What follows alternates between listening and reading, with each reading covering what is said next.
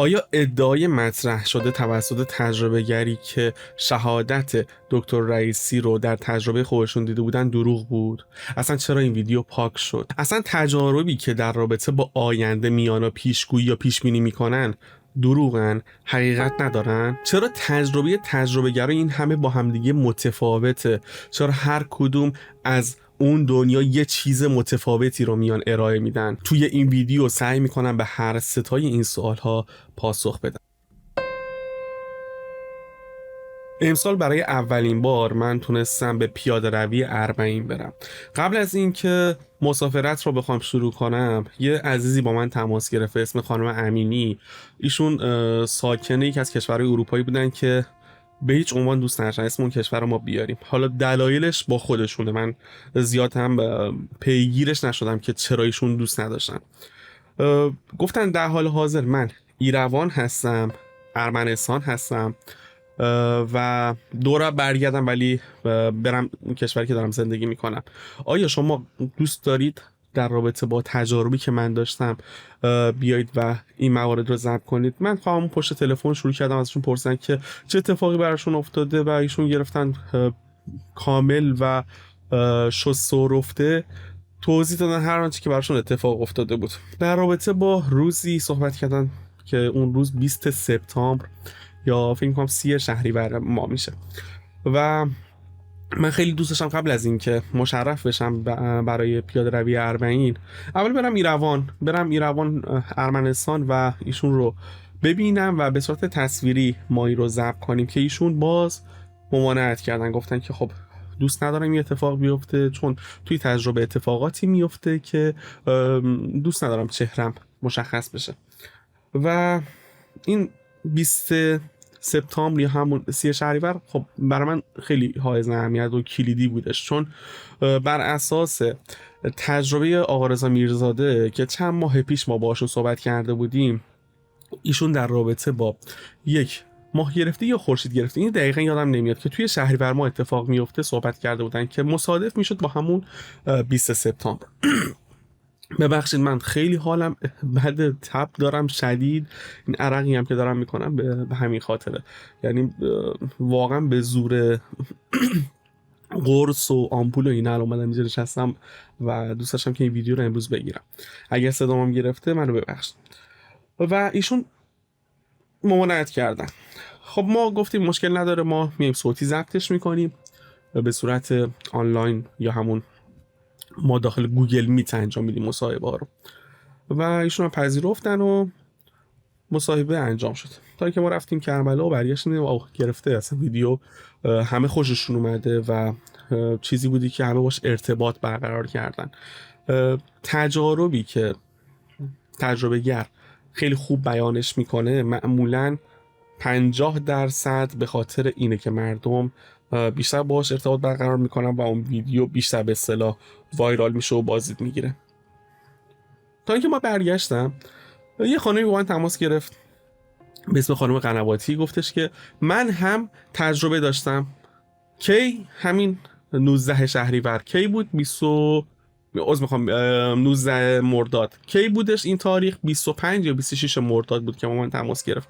من هم تازه برگشته بودم و فکر کنم 1-2 روز بود از کربلا ما برگشته بودیم و ایشون گفتش که 19 مرداد ماه من توی به اصطلاح صحن حضرت ام البنین داخل حرم حضرت عباس اتفاقی برام افتاد، مضطر شدم و خواهر خودم رو گم کردم و بابت اون اضطرابی که داشتم شرمنده خودم شدم، چون من به خاطر حاجت روایی بابت ظهور رفته بودم به کربلا و اینجوری از امام حسین ظهور امام زمان رو نخواسته بودم که خواهرم گم شده بود. حالا از حضرت عباس میخواستم که کمک کنه خواهرم پیدا کنم. اونجوری که پیش خودم شرمنده شدم و یه حالتی به من دست داد. ببینید دقت کنید، نگفتن NDE، گفتن یه حالتی به من دست داد و تجربه کشف و شهودی داشتن.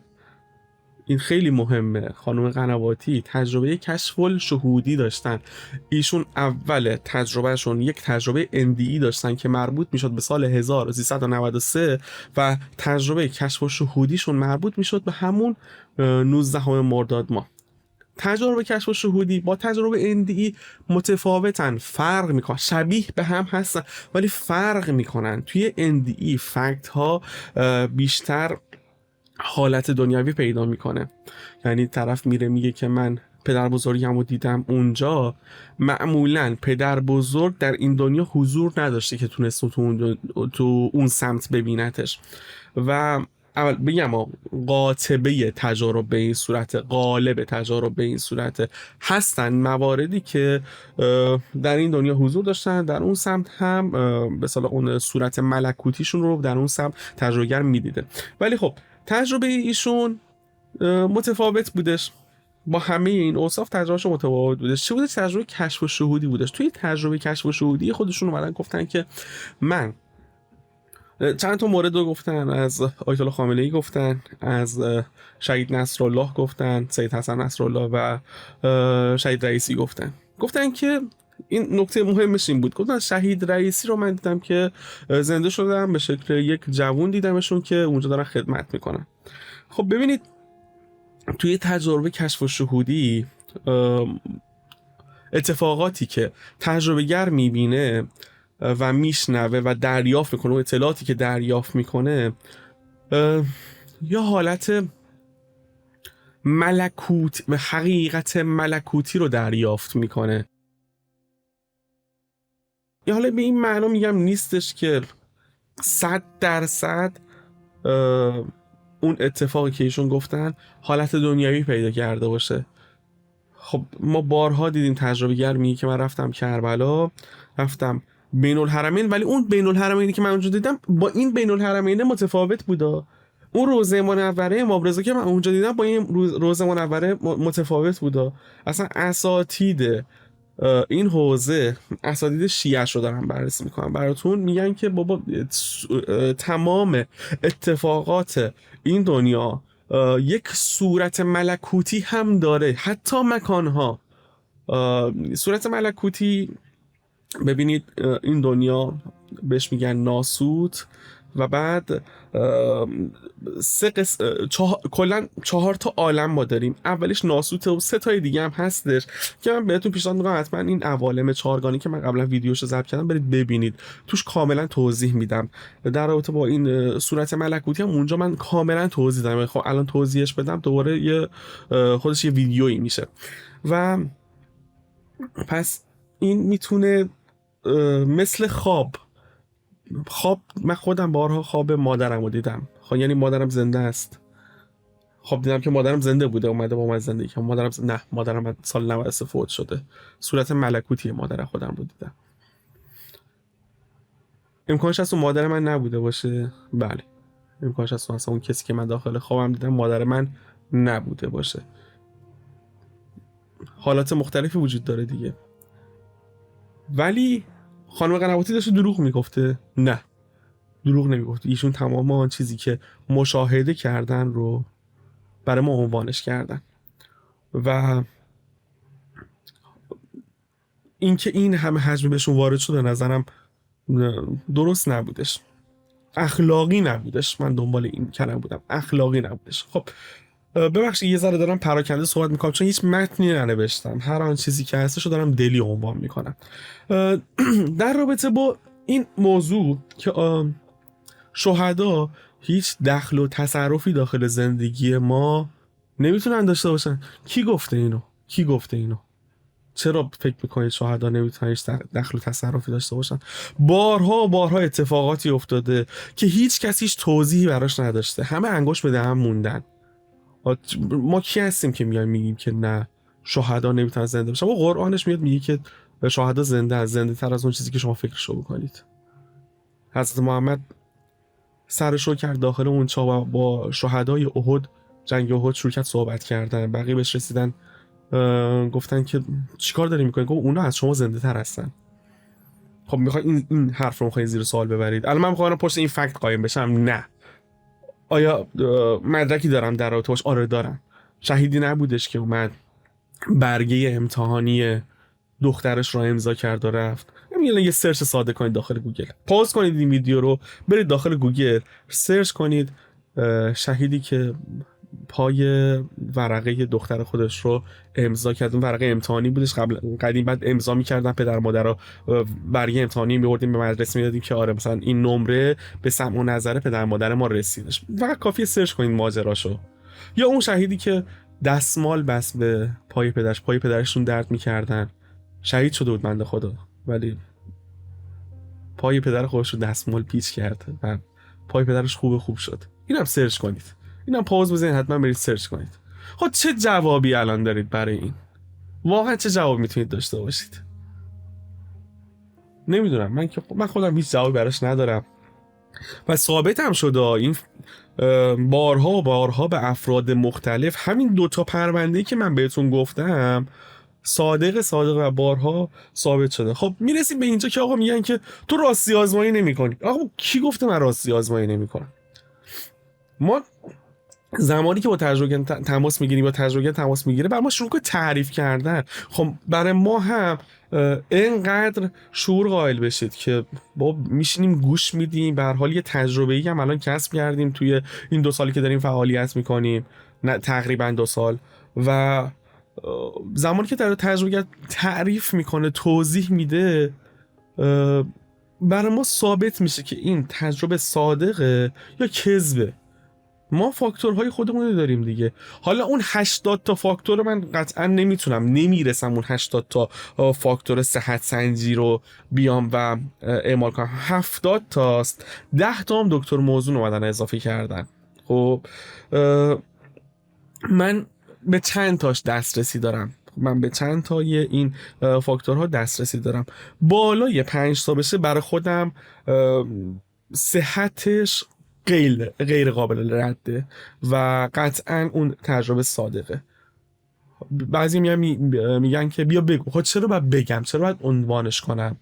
کسی که کذابه و دروغگوه خب قطعا اونم مثل شما داره میبینه این ویدیو رو دیگه، یا داره میشنوه اون مطالبی که من داخل کانال تلگرام میام مینویسم و اونم میاد متوجه میشه که آقا چه فاکتورایی من بررسی میکنم، میاد بر اساس اون فاکتورها حالا شروع میکنه مثلا تجربه خودش رو گفتن یا یه تجربه ساختن. مثلا تجربه ها چرا با هم دیگه متفاوته؟ اینم سوال میپرسن که با یه خانومی صحبت کردیم، خانم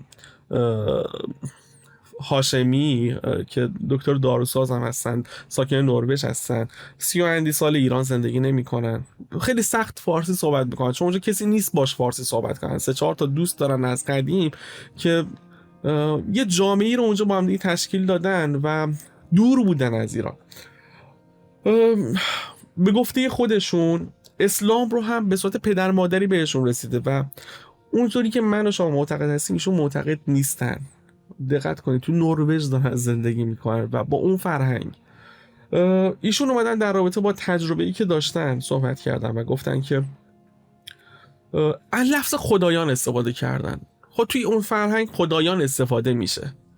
خب ما تو نروژ، کشورهایی که تو اون حوزه هستن، با اون اساطیر، با اون ادبیات، با اون تاریخ، چیز خیلی طبیعیه بیان از خدایان استفاده کنن.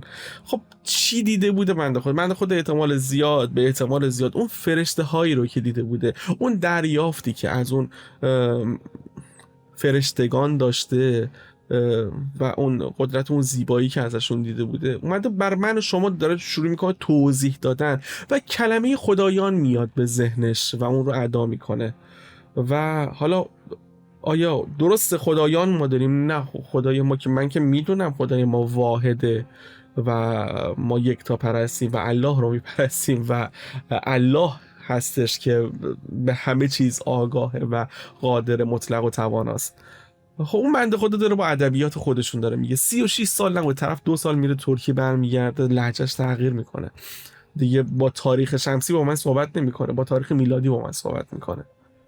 خب چرا فکر میکنین همه باید مثل ما فکر کنن؟ همه باید اون تجربه رو مثل ما ببینن؟ نه، اینم نیستش. یه خورده مثلا میگم نگاه ها رو من میگم بذار تغییر بدیم توی این حوزه. برای من خیلی طبیعیه، چون اینقدر دیگه با این عزیزان صحبت کردم، با این تجربه رو صحبت کردم، میدونم که فرهنگشون هم توی تجربهشون تاثیر داشته. بعد یه مثالم در رابطه با این میزنم آخر این ویدیو که تموم شد برق رفتش. من تازه یادم افتاد که یه نکته رو اصلا نگفتم، یعنی نوشته بودم که بگم ولی خب نگفتم. توی ویدیو من گفتم 4 ساعت و نیم برق رفته دیگه، الان دوباره یه 2 ساعت دیگه اضافه کنید میشه 6 ساعت خورده. به این نکته دقت کنید، چرا تجربه‌گری هم با هم دیگه متفاوته. ببینید 2 نفر ناشناس، خب تلفن بدید دستشون، به این تلفن بدید به اینم تلفن بدید، اینو نمیشناسه اینم اینو نمیشناسه و هر دورم در نظر بگیرید تازه وارد یک مکانی شدن، وارد یک شهری شدن که نسبت به اون شهر هم شناخت ندارن. اولی به دومی میگه که آقا من الان رسیدم فلانجا، میگن مرکز شهره، میگن اسمش مثلا شهرداریه. اونم میگه که قربان منم رسیدم فلانجا، میگن که مرکز شهر اسم شهرداریه، شما کجایید؟ میگه که والا اینجا یه فواره آب داره، یه دونه ساختمون بزرگ داره که بالا چه ساعته. اون میگه که آقا من الان همون جام که داری میگی شهرداریم، ولی من فواره آب نمیبینم، اینجا یه پیاده راه خیلی بزرگه، یه عالمه درخت کاشتن. این میگه که خب منم شهرداریم ولی درخت‌ها رو نمیبینم. اون از یه ورودی دیگه وارد شده، این یکی از یه ورودی دیگه وارد شده و هر دو دارن از یک مکان بزرگ دارن صحبت میکنن، ولی اون دید خودش و زاویه خودش رو داره، این یکی هم زاویه و دید خودش رو داره. این توی مکانه فیزیکی که ما داریم توی زندگی میکنیم کاملا قابل لمسه. حالا شما فکر کن طرف یک تبدیل به آگاهی شده، یعنی از این بعد سه‌بعدی خودش، از این مرز سه‌بعدی در اومده، تبدیل به آگاهی شده و وارد جهانی شده که فراماده است، فرازمانه، فرامکانه. اونجا اصلا زمان براش اهمیتی نداره، میتونه گذشته کنه، سیر کنه به گذشته، سیر کنه به آینده همه رو ببینه، نسبت به همه آگاهی داشته باشه و اون شروع میکنه از دید خودش. حالا اونجا صحبت کردن، این یکم شروع میکنه از دید خودش میره صحبت کردن. چرا تجربه گرای خارجی و ایرانی هم دیگه متفاوتن؟ این هم یه نکته هستش که خیلی هم میپرسن. ببینید تو روستای ما یادم یه بار دعوا شد و طرف بزرگ محل اومد اینا رو با هم دیگه آشتی بده. بعد از چند سال اومد اینا رو با هم دیگه آشتی بده. اون خانواده‌ای که مقصر بودن، خب وقتی میخواستن وارد بشن، وارد خونه اون خانواده‌ای که مقصر نبودن و تحت ظلم واقع شده بودن، میخواستن وارد خونهشون بشن برای عذرخواهی یا معذرت خواهی یا به اصطلاح آشتی کنون، طرف اومد بغل کنه گفت نه وایسا، الان صحبت دعوا اصلا نیستش، الان صحبت عذرخواهی نیستش، الان مهمانی اومدی بذار اول یه چایی با هم دیگه بزنیم. یعنی خانواده‌ای که مظلوم واقع شده بود و خانواده‌ای که قبلا ظلم کرده بوده، در اون لحظه خاص اصلا کاری به دعوا نداشتن، چون مهمان وارد خونه شده بود گفت وایس الان نرسیدی، عرقت خوش نشده، جواب سلامت هنوز درست حسابی نگرفتی، چی داری بغل میکنی، وایس اول یه چایی بزنیم، مهمانی. بعد حالا در رابطه با قدیم صحبت میکنیم، سنگامونو وا میکنیم و آشتی هم میکنیم با هم دیگه. یعنی در این حد وقتی 2 نفر به هم میرسن، اولش هیچ کاری به هم دیگه ندارن در این سطح. حالا فکر کن من بعد از یه عمر زندگی میخوام به دیدار معبود خودم برم، به نظر من اون در حد یه چایی مهمونم میکنه. منظورم اینه که طرف با دید انسانی خودش اول همه بدیهای طرف رو گذاشت کنار، یه پروتکلی رو چید، بر اساس اون پروتکل و بر اساس بینش شخص مقابل شروع کرد باش رفتار کردن. خدای من که بزرگتر از این حرف هست. از هر کی با هر نگاهی وقتی میرسه اونجا اول یه پذیرایی خوب ازش میکنه، از اون تونل ردش میده، اون نوره رو نشونش میده. خیلی هم اصلا این اتفاق براشون نمیافته. معمولا تجارب خودکشی این اتفاق براشون نمیفته. همشون یه سیر نزولی افتضاحی رو دارن، یعنی به تونل اینا نمیرسن، به نور اینا نمیرسن. اینم جالبی که همشون این سیر رو دارن دیگه. و این نکته هم هستش. بعد اینا مرگ موقتن، اون عجله معلقن به اصطلاح. الان مدرن شده سریالش هم دارن نگاه میکنن. مرگ قطعی نیستن. قطعا تو مرگ قطعی پروتکل ها متفاوته. این مرگ موقته که این پروتکل ها رو داره. ما داریم در رابطه با پازل الهی با هم دیگه صحبت میکنیم. یعنی بر اساس تجربه گرا اومدیم در رابطه با پازل الهی داریم ما هم دیگه صحبت میکنیم. خدا خیلی باحال کارشو بلده، خیلی کارش درسته. ما عمرن بتونیم برنامه‌ریزی که خدا انجام میده رو حتی درکش کنیم. یه عزیزی هم اومده بودن در اینستاگرام یه ویدیویی رو منتشر کرده بودن، گفته بودن که تجاربی که آینده رو میان و شروع میکنن آینده رو آشکار کردن، تجارب کذبی هستن، دروغن، تجارب شیطانی میتونن باشن و بهشون اتکا نکنید. خب ببینید، حرف غلطی در کل نمیتونه باشه، اوکی، ولی اینکه بیانش توی این تاریخ در این زمان احساس میکنم در واکنش به یک ویدیویی بوده که همه شما میدونید دیگه. در واکنش به کدوم ویدیو بوده؟ در رابطه با ایشون من باید بگم که من ایشون رو ارجاع میدم به برنامه زندگی پس از زندگی. خیلی راحت 3 قسمت آخرش تجربه آقای جهانگیر ولادی. ایشون سال 1399 سال 1403 رو میبینن و 4 سال آینده رو میبینن. پس این تجربه کذب بوده، تجربه شیطانی بوده. چرا پخش شده پس؟ چرا انقدر به درستی این برنامه اذعان شد؟ بیش از 500 تا فاکتور داشتش برای صادق بودنش. پس اینم یه نکته هستش که ما باید بهش دقت کنیم. یا مثلا فصلهای قبلش هم بود، عزیزی اومد و گفتش که پسر حاجی چرا ناراحتی؟ ظهور به شما خیلی نزدیکه. این میمون صدا ما میزد پسراجی در زمان شماها در این زندگی میکنین که امام زمان سلام الله علیه میاد. خب یعنی تجربه کذب بوده. شون تجربه بنده خدایی که اهل یزد بودن، کارخونه دار بودن. اسم و فامیلشون رو یادم رفت، فکر میکنم مربوط به فصل 3 یا 4 برنامه بودش. پس نمیتونه کذب باشه دیگه، یک سری حقایق هستش. آیا همه تجربی که در رابطه با آینده صحبت میکنن درستن؟ نه. ما برآیندش رو نگاه میکنیم میبینیم که آقا یک سری تجربه‌گر اومدن در رابطه با آینده دارن صحبت میکنن، تقریبا همشون هم دارن از یک اتفاق صحبت میکنن. مثلا قبل از جنگ 12 روزه ما یه سری تجربه‌گر داشتیم، با 5 یا 6 تا تجربه‌گر صحبت کردیم، تجربه‌گر نزدیک به مرگ، یعنی تجربه نزدیکی به مرگ داشتن و همه اینا گفتن خب ما یه انفجاری تو تهران دیدیم، نزدیکم هستا که در آینده چی میشه. که من دیدم توی تهران جنگ اتفاق افتاده بود، انفجار بزرگی اتفاق افتاده بود که مردم از تهران فرار داشتن میکردن و 1 ماه نشد اون جنگ 12 روزه اتفاق افتاد، دفاع مقدس 12 روزه اتفاق افتاد. دروغ بود؟ نه دروغ نبودش. آیا عیناً اون تجربه گر بودش؟ نه عیناً اونم نبودش.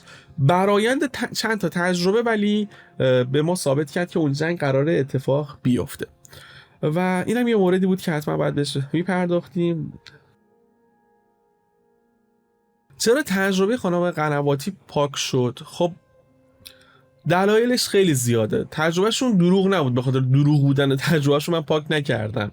اتفاقا به نفع من بود که اون تجربه رو بذارم، چون داشت مخاطب وسیعی رو به کانال دعوت میکرد و خیلی جاها اشتراک گذاری شده بود، خیلی ها توسط اون ویدیو کانال اندی ایران رو شناخته بودن و به نفع ما بود میذاشتیم دیگه. یک رسانه دار دنبال چیه؟ دنبال اینه که اون رسانهش بیشتر دیده بشه دیگه. ایشون از من خواستن که تجربه رو پاک کن. چرا؟ چون یه سری اتفاقات واسه ایشون افتاد تو اون شهری که داشتن زندگی میکردن، یک سری فشارها به ایشون وارد شد. یه سری اتفاقات بد براشون افتاد که نمیتونم بگم، خدا شاهده نمیشه گفت اینا رو، خجالت آوره، خیلی خجالت آوره. نامردی در حقشون صورت گرفت، هم خودشون هم همسرشون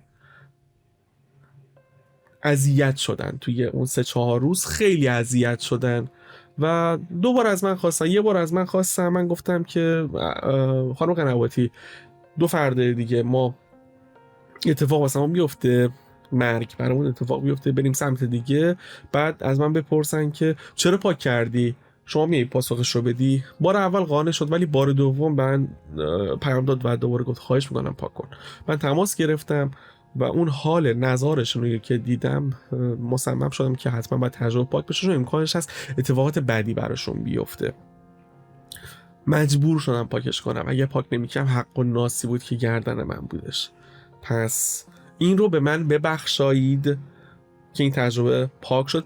پاک که نه، داخل کانال اندی ایران آرشیو شدش، یعنی شاید 1 روز دوباره اون از حالت آرشیو درش بیاریم، دوباره پابلیکش کنیم با اجازه خود خانم قنواتی عزیز.